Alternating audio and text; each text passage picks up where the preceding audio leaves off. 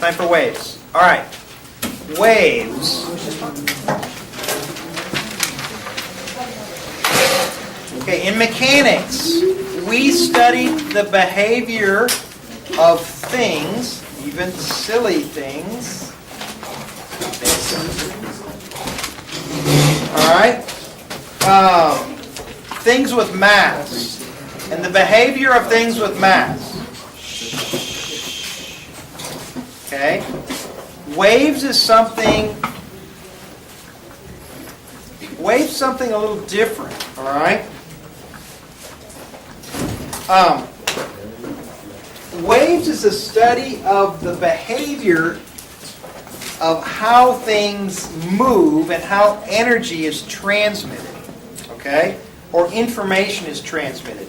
Now we're going to find out that what we study for waves, we're going to think of it kind of in this little wave box, all right? But we're going to find out later, when we get into modern physics, modern physics, that's like stuff within the last 100 years or so, all right? That our understanding of nature changes a lot, and waves turn out to be a whole lot more important than we ever thought. The behavior of waves, or the wave nature of things, okay? So what we're studying now is good for all types of waves, no matter what kind. Whether it's water waves, sound waves, light waves, whatever. We're going to find out later matter waves, photons, electrons, protons, things like that as well, even though we don't realize it at first. Okay? You know how some people use sound as as a method for therapy.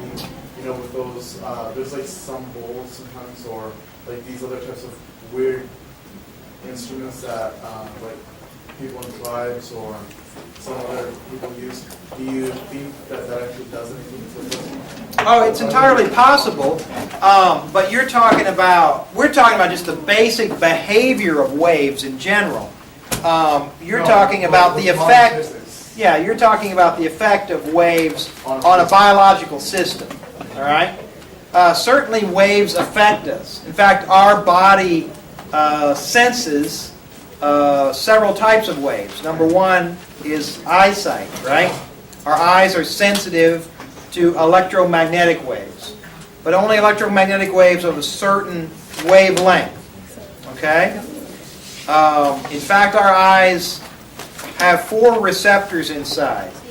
Okay? A receptor for brightness of any frequency in the visible range, really.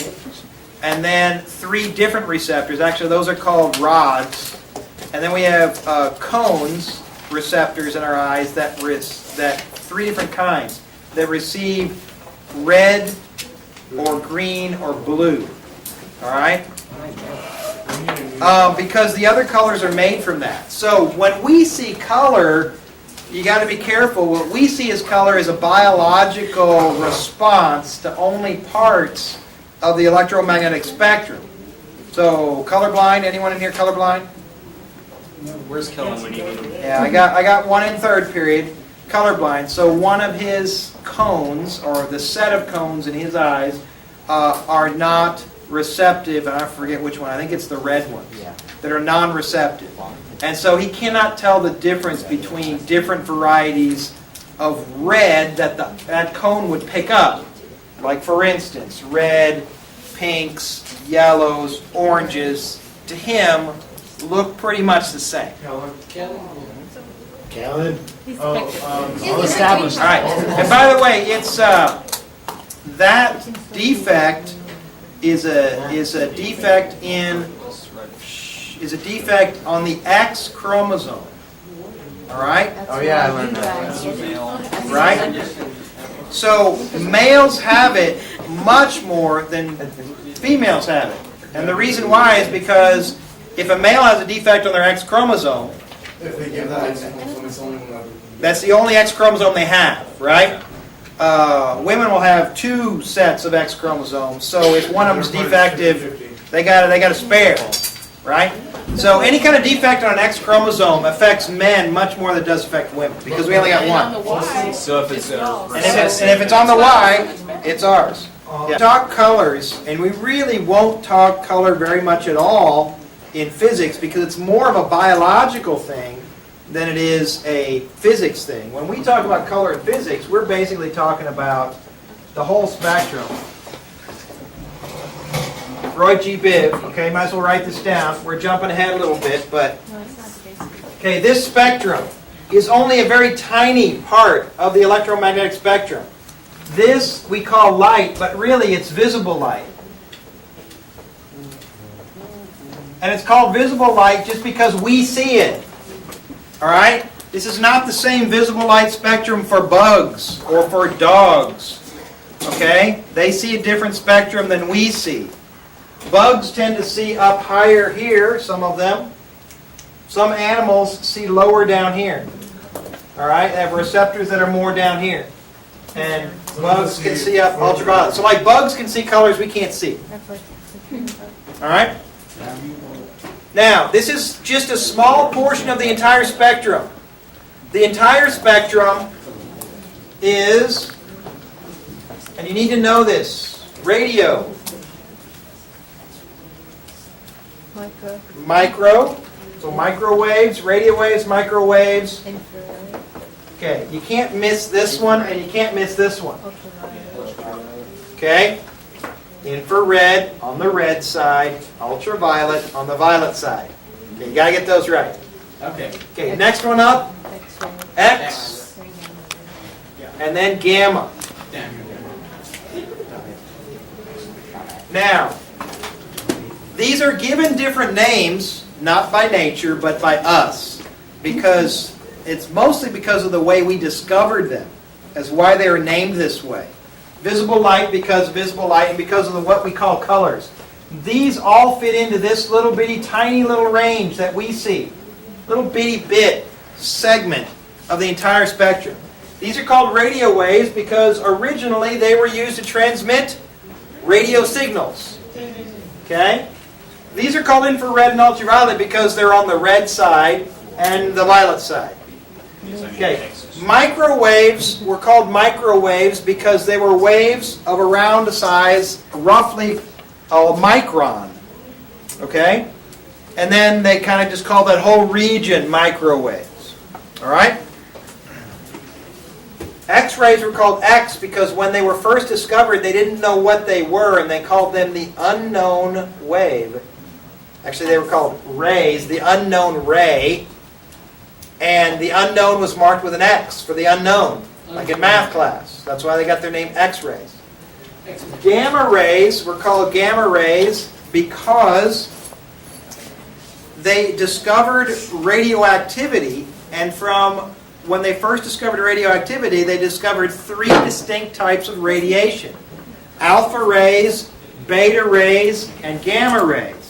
Alpha rays turned out to be alpha particles, a helium nucleus.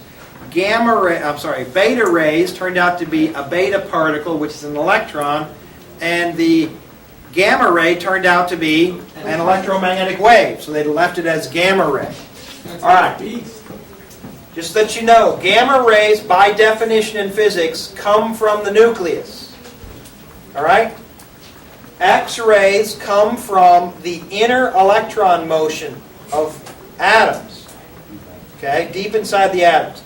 Some X-rays are more powerful than gamma rays and vice versa. But in general, gamma rays are the most powerful. All right? There's some overlap here. Ultraviolet and visible and infrared. Okay? These are all around the size of molecules. Okay? This is around the size of the atoms themselves. So we can use X-rays to see atom structure. These are all somewhere in the range of atoms and molecules. And so these all come from, like these right here, all come from electrons moving around inside the atoms and molecules. But the outer electrons. Okay? Not the ones deep inside that create these. Infrared are around the size of entire atoms and molecules, and so these will have a tendency to make an entire molecule vibrate when they hit the molecule. That's why a lot of times we call these heat rays, because they have a tendency to be the size of the molecules of things in your body, and when they hit you, they'll make you warm. Okay?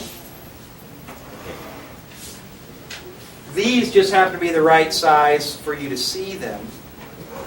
These have enough energy to penetrate your skin and cause a chemical reaction, which gives you a tan or a sunburn or eventually cancer. Indeed. All right? X-rays have enough power to transmit through your soft tissue, but not your bone very easily. So that's why they can take a shadow picture of you, an X-ray picture of you, by shining these on you and put a screen behind you. So they're shooting stuff through you? Yeah, when they take X-ray pictures of you, literally they're shooting. That's why they cover your. So we're These getting little photons. bitty holes inside of our body every time. No, not really holes, as we'll see later. But these have enough power. What are they? These have enough power, if you get too much of these, that these can give you cancer. That's why when you go to the dentist, if you go to the dentist and they take X-rays, they make you wear a lead skirt or lead apron, right? If they don't, go to a new dentist or ask for one. Okay? They lay this lead blanket skirt thing over you. Have you ever had X-rays? They never put one over you? Go to a new dentist. Not everything. It's heavy. It's heavy. Yeah, it's heavy. It's okay. It's plastic covered. Yeah, heavy though. but it's heavy, right? Yeah. It's like, they like to lay this little blanket thing over you. It's like a big heavy quilt. It's heavier than what you would think. Good girl. Yeah. It's too late. Can't have babies. All right, and whoever's taking the X-rays, they leave the room. Yeah, they go behind the wall. They go behind a lead-lined wall. They hide. Okay? They hide, What's that yes. stuff doing in my brain? Don't worry about it. Yeah, that's not something you have to worry about. Yeah, I want to put on my lead helmet. Actually, yes. So, like, you shouldn't get X-rays twice in the same year in your mouth. That's why they only do it once a year. I don't even get You're it. not supposed to. You're not supposed to. Well, that explains some. You're only supposed to. Selena, you're glowing. And I mean a green glow, not in a good way. A Simpsons. All right, Simpsons glow. Yeah, you should only get X-rays, dental X-rays once a year, unless you got some kind of dental problem where they need to X-ray you again. All right. So, like when you get radiation therapy, if you have anybody here had cancer and had radiation therapy, anyone? Anybody? No, it's not nothing to play about. Occasionally we have. You couldn't like go through a SEM with cancer.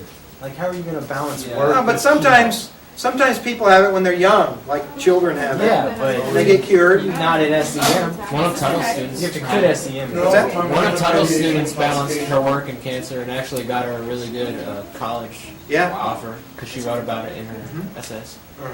that's been some years ago, I think. I don't remember who it was. Um, Anyway, but one of the treatments for cancer is X-ray radiation, or actually gamma ray radiation as well.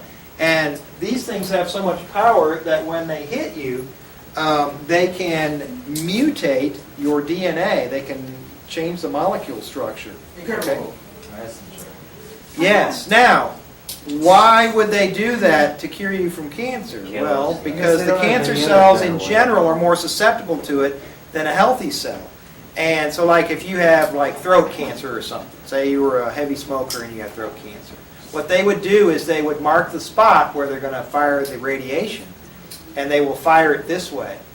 And then they'll come over here and fire it this way. And they'll come over here and fire it this way. And they'll come over here and fire it this way. And then they'll fire it this way. So what happens is your healthy tissue around here gets a little bit of it, but that one spot gets a high dose of it. And essentially what they're doing is they're trying to kill the cells, the bad cells, with killing a minimum of your healthy cells. That's essentially what it is. It's cell warfare. All right? Cell warfare. So healthy cells will be damaged. That's why you can get radiation sickness. So we get this stuff all the time, by the way. I hope you know that these things are flying through the room right now. We had a Geiger counter sitting out. It would go click, click, click, Don't we have one? click. Yeah, we do have one over here somewhere. Is it? Oh, but you got that next to it. What is this? That's radioactive. Exactly. And you're It's called- holding it's it. called- Why is it in a room? It's called uranite ore because it's not. That's shortening my life by like a whole year. Whatever. It's very low radiation. Yes, I Melanie. come here Leukemia or something. like How do they I don't get know how many times. leukemia? Okay, now if you have leukemia or if you have lymphoma or things like that, then radiation therapy is not a good therapy because they have to shoot it all over your body, right? So what they'll do is they'll do chemotherapy, which is essentially chemical warfare throughout your entire body. Yeah. Now there are some advances. What they're trying to find is that the specific types of cancer cells have certain receptors on them, which they will try to attach a molecule to, a protein or something, and then have the chemical chemotherapy attach only to that protein. So what they're doing is they're trying to mark the bad cells and then attack only those cells. So they're getting better. Some of the new technology is actually pretty slick, where you'll take some, drink something, let it go through your body, it'll collect where the tumor is, and then they'll attack that one spot, which is pretty sweet. All right. Anyway, this stuff goes through your body all the time. Gamma rays going through you right now. The thing is, you have an immune system, so that when your DNA gets screwed up some places, your body tends to fix it, right? It's a self-fixing machine. The problem with radiation, excess radiation, like in a nuclear explosion, is that you get too much of this, and your body can't keep up with the damage. If your body can't cure it fast enough, then you can die from radiation sickness. All right, down this end, microwaves are the only thing special about microwaves that we think of all the time is a microwave oven. All right, yay! That microwave oven. Keeps me alive. Gotta have both. Okay, the microwave oven is special for this molecule. It makes it vibrate a lot, heats it up, and then it gets out of. Yeah, what it does is it's the right frequency to excite one of the motions of the molecule. I don't remember which one. I don't remember if it's the one where the molecule goes back and forth like this, or whether it twists. I don't remember. So it takes the molecule and either bends it this way or twists it. I don't remember which. But it makes the molecule of water vibrate because it's the right wavelength to get it to do that. I think it might make it bend. I don't remember. It's one of those. I don't remember. Anyway, if you don't believe that, okay, all a microwave does is just heat up water. That's it. And then the water in the object heats up the rest of the food, right? If you put dirt in the microwave, So if you put like something, if you put something that's flash drive in the microwave, it's not gonna be hot. that's on this roof. Okay, if you put something in the microwave that has no water, It's not enough. it won't heat up. And how come when you're pregnant you're not supposed to stand next to them? You're just not never supposed just- to, it's because it not- can You're not emit. supposed to stand. Because it can emit. The thing is that it's a box with microwaves, right? So yeah, stand there. My brain's getting warmer. Then why does the plate? All right. Go home, take a plate, stick it in the microwave. Plate by itself. Put it on for 30 seconds. Nothing. Put aluminum in there, see what happens. It depends on the type of plate. Ooh. Put a plate in by itself. It does get hot. Okay, some plates will. Most plates. Problem, it can also mess with Depending on what microwave. makes Yeah. If it's like empty or if it's just like. If there's water in the air. Yeah, the food gets hot, heats up the plate usually, yes. or that steam builds up. Because there's also water Hey, in hey, the hey. microwave. You know how when you put aluminum in there, it goes kabloosh? If you put aluminum, and then you put an ice cube, and you wrap the ice cube in aluminum, and you put it in there, nothing happens. I promise. You know, if you put like one of the, You can burn up your microwave by putting aluminum in there. The reason why is because aluminum reflects the microwave. Yeah, but I don't know why. It looks really cool. That's what he did in in middle school, I had this class. I mean, stop it once it Like, gets sew to stuff in the the small wrapper. size. It looks cool because you can still like read it. Ice cube, wrap it in foil, put it back in, and nothing will happen. And I did it. I ran away and nothing happened. It was amazing. So I wonder what difference. Now, you can actually have some metal in there. You can actually have some metal in there as long as there's enough other stuff to absorb the microwave. And as long as the metal doesn't focus the microwave, then you're okay. Go home, everybody, take a piece of toast. Take a piece of toast. Take a piece of bread, stick it in the microwave. It gets more real. Put it on for like 10 seconds, 15 seconds. It's nice and warm. Now put it in for a minute and a half, 2 minutes. And it's nice and. Yeah, you'll boil all the water out of it, and you'll be left with a crouton. Really? It'll have no water left in it. You boil it all out. So what happens to a crouton? We had some. What happens to a crouton? If you put it on that microwave, Probably not much. If it doesn't have any water in it, then it won't affect it. Used to, if you put those in, it would spark, but now we're all. Oh, yeah,